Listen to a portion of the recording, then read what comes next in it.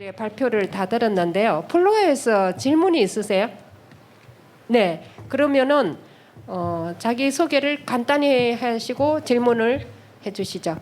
네, 안녕하세요. 저는 지금 대학교에 재학 중인 22살 학생인데요. 앞선 세 분이 정부의 문제점을 모두 강조해 주셨는데 이미 있는 해결안에 대한 방안에 대한 개선안이 아니라 혹시 각자 생각해 두신 개선에 대한 방향이나 구체적인 예시가 있으신지 궁금합니다. 어느 분한테 집중적으로 답변을 듣고 싶으세요? 세 분 다 답변 듣기는 그렇고. 그러면 네. 첫 번째 김세희 교수님께 듣고 예, 싶습니다. 네. 예? 질문이 다시 한번 해주실래요? 네, 그러니까 정부의 문제점을 강조를 하셨는데 이미 있는 복지 체계에 대한 개선안이 아니라 혹시 생각해 두신 방향, 방향이나 구체적인 예시가 있으신지. 네. 김대광 대표님께 질문이 있는데 대학다움이라는 것이 학점 따기가 쉬운 것 그러니까 그거랑 관련된 것인지, 그리고 지금 현재 졸업을 하려면 기준학점을 충족을 해야 졸업이 가능한데 이 기준학점을 올렸으면 한다는 건지, 그러면 이 기준학점이 올린 것이 교육의 질에 관련이 있는지도 궁금하고요.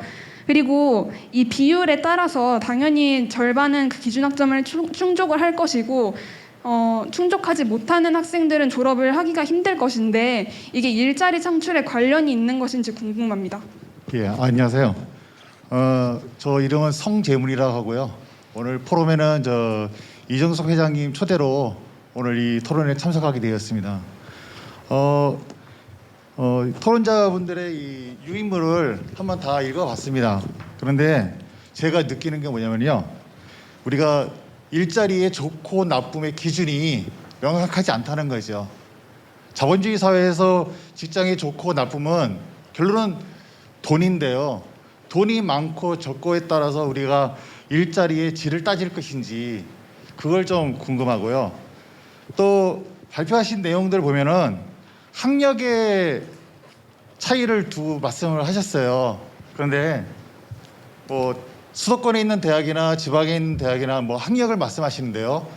그 학생들의 능력은 말씀을 안 하시고 학력만 얘기하시는 게 조금 저하고 좀 우리가 학력을 또 중요하듯이 능력도 중요하다 생각하거든요. 그리고 그 김대강 그 청년한테 여쭤보고 싶은 거는요. 마지막에 의견에 보시면은 최저임금을 낮춰야 된다고 말씀하셨는데요. 물가도 올라가고 집값도 올라가고 있습니다. 집값은 미친 듯이 올라가고 있거든요. 그런데 거기서 왜 최저시급을 낮춰야 된다는지 이렇게 표현을 하셨는지 그게 좀 궁금합니다. 이상입니다. 문승관입니다. 저는 발표하신 김태기 교수님에게 질문을 하겠습니다. 현재 청년들에 대해서 직종별 고용구조 개선 측면에서 자꾸 삼성과 4대 그룹이 지금 미국에 40조를 투자를 했는데 그와 같이 자꾸 한국의 기업들이 해외로 나가려고 하고요. 아니면 동남아로 나오려고 하는데 그런 부분을 좀 국내에 투자할 수 있도록 자꾸 유인을 해서 그게 결국은 청년들의 일자리, 자꾸 또 해외 유학 가가지고도 안 들어오고도 그러지 않습니까요? 그래서 그런 부분들을 구조적인 문제에서 이제 성과급제라든가 연봉제 되다 보니까 입사하자마자 청년들이 다른 데로 또 이직하려는 경우가 주변에 너무나 많더라고요. 그다음에 고용장려제도에서도 지금 4대 보험이 들어야 되고 또 막상 또 지원이 되면 까다롭고요. 그래서 아무튼 국내에 제조업이라든가 일자리가 많은 이런 또 AI도 실제 교육이 제대로 안 된다고 하는 부분이 많잖아요. 그래서 이런 부분들에 대해서 국내에 어떻게 하면은 산업 구조, 이 환경에 따라 가지고서 국내에 자꾸 해외 인력도 마찬가지로 한국에 올 수 있고 외국 기업들이 한국에 들어올 수 있고 이런 환경 조성을 어떻게 하면 좋을까 하는 이런 게 좀 궁금합니다. 대학생 임성규입니다. 저는 김태기 교수님께 좀 여쭤보고 싶은 게 아까 우리나라 대학 진학률이 굉장히 높은 거를 이제 다른 외국 선진국이라고 할 수 있는 독일이나 일본 같은 혹은 미국에 비해서 높다라는 식으로 말씀해 주셨는데 그게 이제 김대강 대표님 얘기를 들어보면은 그 대학 진학률이 높은 그러니까 입시에 완전히 중심이 돼서 대학 진학률만 높은 거는 사실 그 졸업이 쉬운 거와 연관이 돼가지고 그렇게 준 크리티컬한 문제는 아니다라고 말씀하셨는데 거기에 대해서 혹시 어떻게 생각하시는지 좀 여쭙고 싶습니다. 그러면 마무리 발언 겸 해서 답변을 드리도록 하는 게 어떻겠습니까? 네. 우리나라 대학 진학률이 높다는 것 자체는 그 문제가 아니죠, 사실. 그런데 그게 우리나라 대학의 문제는 사실 그 기업에서 사람을 평가할 때 대학 졸업장 이외에는 없었죠. 굉장히 그 단선적인 그 진로 경로, 이게 우리나라의 굉장히 큰 문제라고 하는 것이고요. 그리고 이제 그렇게 된 이유는 사실은 노동시장의 문제가 더 근본적인 그 이유가 있다. 그 대학이 그렇게 학생들과 학부모들이 그런 선택을 할 수밖에 없는 것은 노동시장 구조의 그 경직성 문제의 근본적인 원인이 있다라고 하는 점을 다시 한번 말씀을 드리고, 그 선진국의 경우에는 대부분이 사실은 그 직무급제라든지 성과급제라든지 뭐 이런 그 구조를 가지고 있잖아요. 그리고 노동법제와 고용법제가 강하다 하더라도 그렇다 하더라도 그 근로자 개인의 역량에 따른 그 합당한 처우, 뭐 이런 것들이 사실은 어느 정도 보장이 되는 것이기 때문에 노동시장이 좀 우리나라보다는 좀 활발하게 움직이고 있는 이 차이가 있다. 우리가 지금은 이제 노동시장이 좀 선진화될 시점이 되지 않았나. 이것이 청년 일자리에도 굉장히 좋다라고 이렇게 말씀을 드릴 수 있겠습니다. 질문을 제가 정확히 이해했는지 모르겠는데 우리 선생님 말씀은 이제 학력을 너무 강조하고 능력 이런 거를 좀 소홀히 하는 거 아니냐라는 그런 말씀으로 이해를 했어요. 제가 대학에 있다 보니까 이제 전반적으로 우리 그 대학 진학률이 높고 이제 그런 얘기를 말씀을 드렸는데, 사실은 아까 그 소상히는 말씀을 못 드렸는데 우리 대학에도 이제 학교가 좀 더 학과 평가를 받는다는 거죠. 그 평가를 받으면 이제 그 중요 항목이 취업률이에요. 취업률이 높은 학과는 지속 가능하죠. 취업률 낮으면은 이제 아까 제재를 가하고 뭐 이런 얘기를 들었는데, 그래서 그런 학과들을 보면은 취업률이 높은 이유가 있더라고요. 그래서 이제 저도 이제 실제로 경험을 말씀을 드리면, 저희 학과에 들어온 학생이 제가 개별적으로 상담을 하니까 고민을 해요. 그래 무슨 얘기 들어보니까 자기 아버지가 교육청 공무원이에요. 한평생 그 당시에는 재직하고 계시는데 아버지 말씀은 아버지처럼 교육직 공무원이 됐으면 좋겠다는 거예요. 그래 이 학생이 고민을 해요. 그래 네 생각은 어떠냐라고 물으니 이 학생은요 의외였어요. 자기는 헤어 디자이너가 되고 싶다는 거예요. 그래 저는 그 얘기 듣고는 멋있다. 그래서 결론은 그 학생이 서울에 와서, 저는 그 세계를 잘 모르는데 서울에 어디 유명한 데가 있는가 봐요. 그 와서 그 기술을 배워가지고 나중에 유명한 헤어 디자이너가 되겠다. 예, 이런 얘기를 했어요. 그래서 드리고자 하는 얘기는 대학에도 우리가 이제 고등학교 때부터 이제 그런 것들이 선별이 돼가지고 자기 기능 능력을 발휘하는 그런 길로 가면 참 좋은데, 그렇지 않고 대학에 오는 경우도 없잖아요. 많다고 보는 거예요. 그래서 저도 꼭 대학 나와서 네가 공무원이어야 돼야 되고 대기업에 취업해야 되고 이것만은 아니다는 생각이 들어요. 그래서 개별적으로는 예를 들면 아까 그 학생처럼 그렇게 지지해주고 격려해주고 결국은 그 학생이 졸업 후에 그 길로 갔습니다.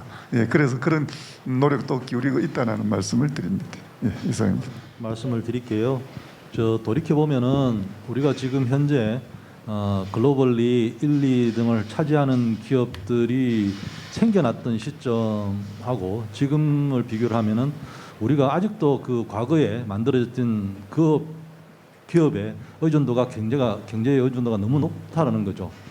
가까워 있는 중국이나 미국조차도 보시면은 새롭게 등장해서 마켓을 이끌어가는 그러한 새로운 기업들이 계속해서 등장을 하고 있고 또 영향을 높이고 나가고 있다는 측면에서 그런 부분에 대한 우리가 기업을 할 수 있는 그런 부분에 대한 고민들을 우리 청년들이 또 기존 기업들도 그 부분을 더 서포트할 수 있는 그런 메커니즘들이 시장에서 자리 잡을 수 있도록 국민들의 눈높이를 서로 맞춰 나가는 게 좀 더 필요하지 않을까 하는 생각이 듭니다. 그러기 위해서는 정부가 전지전능하게 모든 걸 할 수 있다는 생각보다는 시장에서 형성되는 것들을 어떻게 잘 안착을 시키고 출발을 시켰을지 고민해 주시고, 무엇보다 중요한 게 그런 과정에서 충돌하는 기존 사업의 기득권들하고의 갈등들을 좀 잘 조율해 주는 역할도 앞으로의 정부가 정책적으로 해야 될 일이 아닌가 싶은 생각이 들어서 마지막으로 언급을 해드립니다. 예. 먼저 이거 뭐 저의 개인적인 생각인데, 최저시급 낮추기 같은 경우는 먼저 답변을 드리면은 현재 최저시급을 높이면 물가가 올라가고 있는 것은 뭐 제가 말씀드리지 않아도 될 것 같고요. 예를 들어서 연봉 4천을 받는 청년이 있다고 볼 때 이 최저시급이 올라가도 이 4천 연봉 4천은 변하지 않습니다. 그대로 사실 비슷하게 계속 받고 있는데, 물가가 올라가니까 나는 연봉이 바뀌지 않으니까 상대적으로 내가 덜 벌게 되는 상황이 일어나는 겁니다. 예를 들어서 옛날에 음식 100번 먹을 수 있는 걸 이제 80번밖에 못 먹는 상황이 생기는 거죠. 네. 그래서 제가 생각할 때 역으로 최저시급을 낮춰서 물가를 낮추게 되면 최저시급 받는 사람은 사실 별 문제가 없습니다. 왜냐면 올라도 물가 오르고 내려도 물가 내리니까. 하지만 연봉 4천 받고 있는 사람들은 연봉 상승 효과가 생기게 됩니다. 예를 들어서 밥을 100번 먹을 수 있는 거를 이제 식비를 120번 먹을 수 있는 상황이 되면 좀 더 다른 곳에서 돈을 아껴서 다른 곳에 투자를 할 수 있게 되고 새로운 가치를 창출하게 될 수 있다고 생각을 해서 제가 이런 의견을 한번 뒤에 적어봤고요.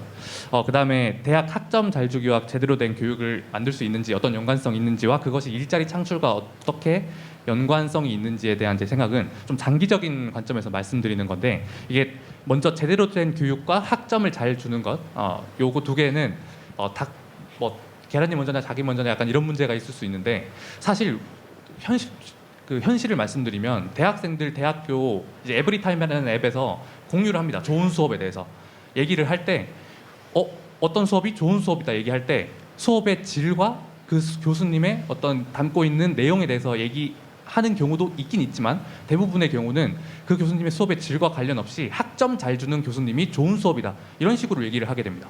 이게 과연 대학생들의 능력이 향상되는 것에 어떤 도움이 되는지 저는 먼저 한번 물어보고 싶습니다. 그래서 정확히 학점을 정말 잘해야 A를 주고, 조금 잘해도 노력을 한다면 한 B 플러스 정도 주고, 어느 정도 평균이 되면 C, D를 주고, 정말 못하면 F를 주는, 사실 외국 대학은 다 그렇게 하고 있습니다. 그런 상황으로 바꾸면 학생들이 수업을 평가할 때도 그 교수님이 학점 잘 주냐 마냐로 평가를 하지 않고 이 교수의 수업이 얼마나 나의 인생에 도움이 된다로 평가를 하게 됩니다.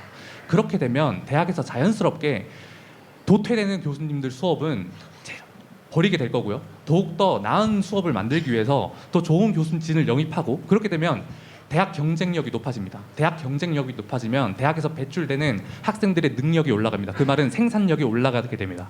지금 OECD 평균 노동자 1시간 대비 생산율이 한국이 거의 바닥을 치고 있는 걸로 알고 있습니다. 최저시급은 평균보다 조금 아래인데 1인당 1시간 생산율은 아래입니다. 노르웨이, 핀란드가 1등인데요. 노르웨이 사람이 1시간 일하는 생산량에 비해서 저희는 반도 안 된다고 저는 알고 있습니다. 통계 정확히 기억은 안 나는데, 그렇게 해서 오히려 대학 경쟁력을 높여서 우리 대학 졸업한 사람들의 생산율이 올라가면 당연히 외국 기업들은 대한민국으로 들어오지 않겠습니까? 그렇게 돼서 일자리 창출을 자연스럽게 만드는 것이 유일한 해결 방법이라고 생각합니다. 좀 장기적이지만. 네. 아까 지정 토론하신 분들 그 문제부터 조금 이야기를 하죠. 근데 사실은 이 지정 토론하신 분들이 제가 지금 이 발제한 내용에 굉장히 중요한 보완을 해주셔가지고 정말 감사하게 생각합니다. 또 그 이야기를 반드시 꼭 하고 싶었는데 말씀하셔가지고, 아까 우리 김주섭 박사님 이야기가 지금 이 일자리 이 개혁이라고 하는 게 잘 되겠냐 이거, 이 정치권이 이 모양인데 결국은 이게 이 파퓰리즘 깨야 된다고 하는 부분들이 쉬운 것도 아니고 결국은 이 시민단체 역할이 굉장히 중요하다는 이 말씀인데 진짜 맞아요. 지금 우리가 파퓰리즘의 유혹이 흘러넘칩니다. 지금 정치권은 그냥 거의 하이에나처럼 파퓰리즘 장사해 먹고, 국민들은 거기서 지금 혹시 나한테 뭐 떨어지는 거 없어 이렇게 하고 있거든요. 그러니까 제가 볼 때는 그게 지금 김주수 박사님 부분에 전 굉장히 감사하다는 말씀을 드리고요. 정말 결국은 일자리 문제는 결국 우리 국민이 해결하는 거지 누가 해결해 줍니까? 그러니까 오늘 네 분이 지금 토론하신 내용은 공통점이 그거예요. 제가 오늘 들은 거는 정말 감사하다 생각하는 게 제가 하고 싶었던 말입니다. 일자리 문제 정부가 해결하는 것도 아니고 우리 스스로 해결한다는 그 이야기였거든요. 그다음에 아까 이재모 교수님도 이 공공 부분 이 말씀하셨는데 사실은 이게 지금 공공 부분이 말이죠. 이게 지금 우리가 은연중에 야 아들아 딸아 너도 공무원 하면 안 되니 이렇게 지금 돼 있거든요. 아니 이게 공무원 해가지고 그때는 편할 것 같지만 가가지고 얼마나 그 따분한 일을 좀 시키려고 합니까? 그러니까 우리가 그 이야기를 안 하고 있어요 지금. 그리고 청년들도 그렇게 하면 잘 사는 줄 알고 있고 이것도 사실 부끄러운 줄 알아야 되거든요. 공무원이요 지금처럼 이렇게 특혜받는 이 공무원 시대에 빨리 끝내버려야 됩니다. 이게 어느 나라 이런 나라가 있어요. 우리가 지금 공무원 시험 아까 40만 명 말씀하셨는데요. 이 행정안전부에서 대충 추산을 해보니까 공무원 시험 준비하는 학생들이 합격할 확률 얼마인 줄 아세요? 2%가 안 됩니다. 이게 로또 중에 그런 로또가 없어요. 보통 한 2년을 들인다고 합니다. 노량진 학원 가가지고 돈 들이고 하는 게 가지고 기회비용으로 제가 계산했더니 한 20조 나옵니다. 20조. 아주 그냥 공무원 시험한다고 노량진 왔다 갔다 하면서 100명 중에 한두 명 되고 나머지 98명들은 한 1, 2년 다 보내고 그냥 내 청춘은 어디 갔냐 이겁니다. 이거 우리가 이야기해야 돼요. 그리고 이 공무원이 구급 공무원이 나은지 아니면 예를 들어 가지고 정말 뭐 이 중소기업 가가지고 로봇을 만드는 데 가서 일을 배우고 뭔가 자기 하나 해보겠다는 이게 나은 건지 이야기해야 됩니다. 그러니까 이것도 제가 굉장히 이재모 교수님 감사하게 말씀드리고요. 그다음에 우리 김대강 대표님 아까 그 부분은 제가 그냥 머리가 띵할 정도로 정말 좋은 이 토론을 해주셨어요. 아까 제가 볼 때는 이 대학 탈락률 말씀을 좀 하셨는데 우리 통계는 이렇습니다. 우리는 대학 진학, 대학 졸업 똑같아요. 다른 나라는 어떠냐 그런다면 미국은 대학 탈락률이요 우리나라보다 한 10배 높아요. 예사로 애들 그 낙제시켜 버립니다 저거. 그러니까 대학이 어떻게 본다라면 그냥 뭐 대충 와가 대학 졸업한다고 어림도 없어요. 유럽이 되게 느슨한 편입니다. 그런데도 우리보다 훨씬 탈락률이 높아요. 그러니까 OECD 전체로 봤더니 우리가 탈락률이 무려 한 5분의 1, 그러니까 다른 나라가 5만 우리 1밖에 안 된다는 이야기예요. 그러니까 사실은 대학을 믿을 만한 게 못 되는 거죠. 그래서 아까 이 김대강 대표가 여러 가지 이야기하셨는데 제가 볼 때는 이것 또한 마찬가지입니다. 아까 제가 그 말씀드렸죠. 이 청년 일자리 바꾸려면 우리 국민 의식부터 다 바꿔야 된다고. 이게 무슨 뭐 대학을 아무나 대학 가고 대학 가가지고 대충 다니고 졸업하고 졸업장 가지고 왜 똑같이 안 해주냐. 아까 학력가를 들어가지고 능력 질문하신 분 그런 내용일 겁니다. 저게 우리 엉망으로 돼 있어요. 그러니까 이거는 제가 볼 때는 우리가 공부 가르쳐야 된다고 하는 그 좋은 이 장점을 다 쓸모없는 거로 이렇게 만들어 버리니까 이게 이제 우리가 해결해야 될 문제고요. 그다음에 아까 이영준 우리 본부장님 그 부분은 진짜 우리 부끄러워할 줄 알아야 돼요. 아까 어떤 분이 왜 삼성이 좀 우리나라 이 대구에도 만들면 안 되냐 이야기를 하셨는데 삼성인들 대구 안 하고 싶겠습니까? 문제는 그 가가지고 하고 싶어도 전부 이 우리나라 이 삼성에 대해 가지고는 그냥 삼성에 자기 아들 보내고 딸 보내는 게 꿈이면서도 삼성 요건 제일 먼저 하는 거 아닙니까 지금? 그래 삼성은 예를 들어 집어넣어 뭐 이러면 다 박수치고 앉아 있고 그러니 이게 안 된다는 거예요. 이영준 본부장님 말씀이 맞아요. 아니 바이든 대통령은 삼성에 예를 들어 일어서서 감사합니다. 바이든 대통령이 백악관에 다 불러가지고 인사시키잖아요. 감사하다고. 그다음에 삼성 저쪽에 텍사스에 저 땅 공짜로 줄게요. 장기 임대 쓰세요. 장기 임대. 그다음에 세금 안 받아요. 10년 안 받아요. 우리가 과연 그럴 자신이 있습니까 지금? 우리가 삼성에 예를 들어가지고 반도체 공장 만든다 하는데 우리가 뭐 땅을 누가 내놓으면 재벌 특혜 준다고 그러지 않을까요? 그다음에 지금 하다못해 반도체 학생 좀 뽑아서 가르쳐 주세요 그러는데도 교육부에서 나 몰라라 그래. 그게 말이 됩니까? 그러니까 사실은 제가 볼 때는 이게 대구든 광주든 어디든 간에요. 진짜 결연하게 한번 해본 적이 없다는 겁니다. 이게 정말 지방 한번 살리기 위해 가지고 이건 다 내놓고 정말 우리 대기업 한번 유치하겠다. 이러면 대기업 달라지죠. 아니 삼성보다 훨씬 좋은 구글도 온다고 저는 믿는 입장입니다. 자, 그 정도 말씀드리고요. 아까 이제 이 플로어에서 말씀하신 분들도 제가 잠이 퍽 달아나고 너무너무 좋은 말씀해 주시는데 아까 제일 첫 번째 질문했던 분입니다. 이게 지금 현재 하는 거 말고 새로운 이 대안이 없냐 부분인데요. 전 이런 꿈을 꾸고 있습니다. 우리가 지금 현실은 현실대로 인정해야 된다 생각해요. 지금 대학을 다니면서 뭐 저도 대학 교수하면서 좀 죄송하지만 제대로 우리 학생들 못 키웠고요. 그럼 어떡할 거냐 부분인데 지금 금년도에만 말이죠. 청년 일자리 예산이라 해가지고 청년용 일자리 예산 무려 6조를 쓰고 있습니다. 저는 그 6조 원이라 그러면요. 여러분들 인강받게 해주겠습니다. 여러분 AI 배우고 싶으시죠? 여러분 빅데이터 배우고 싶으시죠? 그거 다 여러분들이 골라서 가세요. 그 돈은 바우처로 드릴게요. 여러분 6개월 하셔가지고 합격되게 되면요. 거기서 뭔가 여러분들이 성과를 내게 되면 여러분에 대해 그때 경력금 드리겠습니다.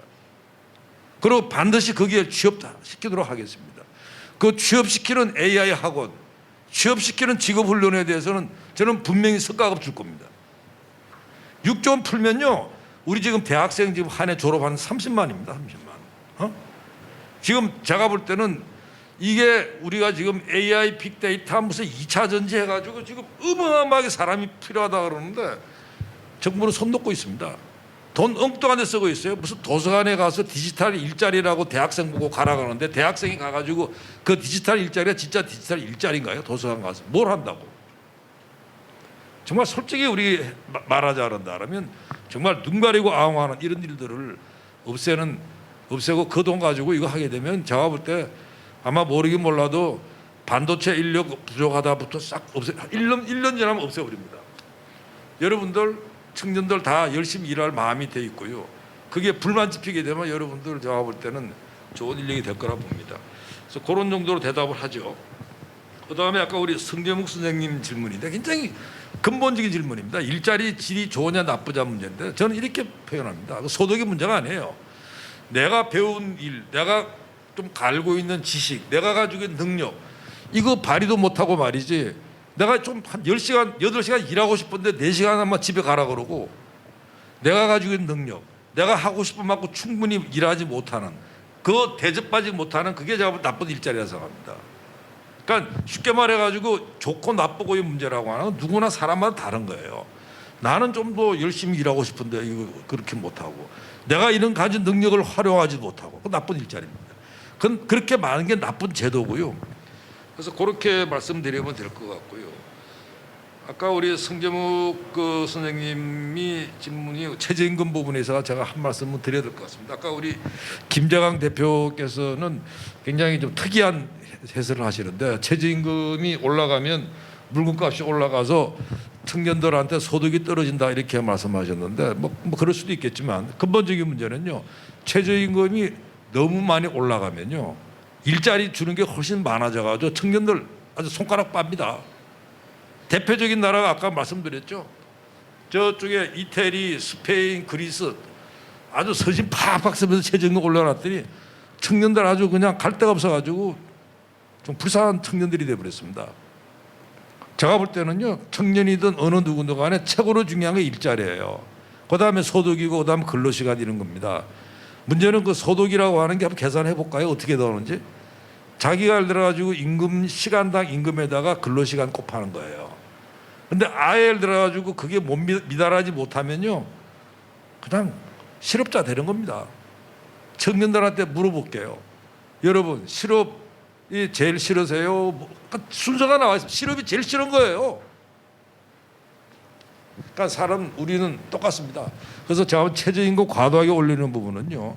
아마 최저임금 낮추자고 하는 이야기는 그런 취지가 아닐까 생각해보고 그다음에 아까 외국으로 막 나가는 거 어떻게 바꾸냐고 말씀하셨는데 정말 제가 오늘 불현듯 그 생각이 들었습니다. 이렇게 좋은 질문이 있나 싶은데요. 딱 압축하자 그런다면 이래 생각합니다. 결국은 우리가 다른 나라에 안 나가도록 우리나라 대기업이 삼성이 안 나가도록 SK가 안 나가도록 우리가 뭘 해줘야 돼요. 같이 공정하게 경쟁해야죠. 아까 뭐 미국에서는 땅도 주고 뭐 주고 그런다는 거 아닙니까? 우리는 그러면 잘할 수 있는 게 인재 키우는 것만으로 확실하게 해주면 어떨까 싶어요. 왜 지금 우리나라 기업들은 사람이 없어가 쩔쩔매게 만들죠? 제가 볼 때는 특히 청년들 경우에서 가지고 이렇게 지금 일하고 싶어서 불에 타고 있는데 왜 안 하죠? 그래서 제가 볼 때는 그런 부분들을 아까 글로벌 스탠다드 말씀하셨는데 이러고 싶습니다. 아까 다시 또 삼성 대구시 삼성상의 이야기 나서 말을 하는데요. 이렇게 말할 것 같아요. 대구시장님, 저요 우리 임금 체계 다 직무급 그런 거 해야지 우리 삼성 입주합니다. 대구시에. 대구시장님, 우리 그 최저임금 말이죠. 청년들에 대해서는 좀 차등하는 거 우리 요구합니다. 그러니까 글로벌 스탠다드 그런 거예요. 최저임금이 다 똑같은 게 최저임금이 아닙니다. 그러니까 청년들에서는 조금 낮추기도 하고 그런 거거든요. 그래서 이 글로벌 스탠다드를 아까 제가 말씀을 드리면서 참 좋은 제안이라 생각이 들었는데 제가 볼 때는 바로 그러한 제안들. 어느 나라가 임금을 호봉제로 합니까? 입사년도에 가지고 정말 몇 년 동안 근무했다고 임금 올라가는 나라가 어디 있어요? 그런 나라 없습니다. 자기가 어떤 일을 하느냐에 따라 임금이 정해지는 거지 내가 10년 차, 20년 차 그게 뭐가 대단하다고요. 그래서 이런 부분들이 저 글로벌 스탠다드가 아닐까. 그러면 제가 볼 때는 우리나라 기업들 지금 너무 많이 나가고 있어요. 그리고 나가는 걸 박수치고 있으니까 이게 정말로 저로서는 정말로 못 참겠어요. 그러니까 뭐 우리 삼성, 현대차 다 미국 가서 투자한다 그럴 때 참 대통령께서 좋아하는 모습 보고 제가 정말 기가 막힌 거 있죠. 아니 청년 일자리 다 나가는 걸 왜 박수치고 앉아 있냐고요. 인도에 올라 가지고 뭐 휴대폰 공장 만드는데 준공식 가서 박수치고 앉아 있고 그럴 때가 아니거든요. 그래서 좀 그렇게 말씀드리고요. 그다음에 아까 대학 진학률이 높다는 이야기 아까 답변 드린 것 같은데요, 그죠? 해결이 된 거죠. 제가 이 정도로 이야기를 하죠. 근데 사실은 제가 오늘 이 선진복지사회연구회에 오늘 이렇게 오신 플로어에 계신 분들이 너무 좋은 질문을 해주시고 또 오늘 토론하신 분들이 뭐 정말 어떻게 보면 서로 전혀 모르는 분들인데 보완적인 그런 토론이 돼가지고 참 잘 된 것 같습니다. 하여튼 이정숙 우리 선진복지사회연구회 회장님 굉장히 좋은 자리 만들어서 감사하다는 말씀드립니다. 토론회를 마무리하도록 하겠습니다. 우리가 안 될 것 같았는데 이게 어떻게 변화를 일으킬까? 변화가 어떻게 일어나지? 변화를 우리가 어떻게 일어나 했는데 그 변화들을 우리가 일으켰습니다. 우리 서민들이, 우리 개인들이 일으켰거든요.